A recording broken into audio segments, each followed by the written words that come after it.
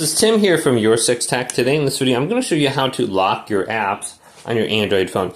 So the easiest way to do this is just go to the Google Play Store and go to search and type in app lock. And we can get this application which will lock our apps on any Android phone. So I'm just going to go to App Lock Pro. You can go to App Lock and try out these other ones too. But App Lock Pro is right here. I've used this before.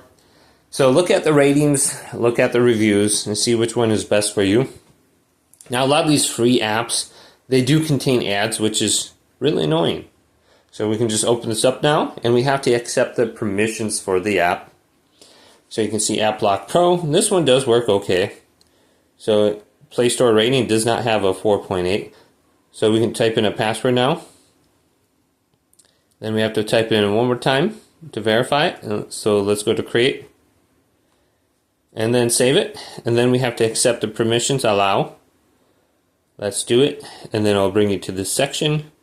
Go to App Lock Pro, okay. One more permission we have to accept. Now we can finally lock or unlock our apps. So we can go to the locked section, we can see what's locked, and we can unlock it right away. So for some reason we got the web browsers on here that are locked.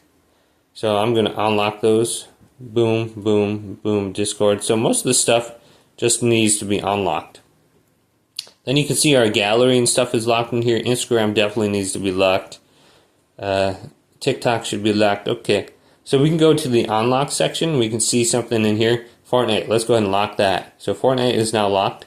And this is what it looks like when you go to one of those things down. Is the camera option locked? Looks like the camera is not locked. So let's go to Fortnite and just find that now since I know I locked that. And here it is, so we can tap it. And it should require a passcode before you can go ahead and play this. Here it is. So you have to type in this passcode now.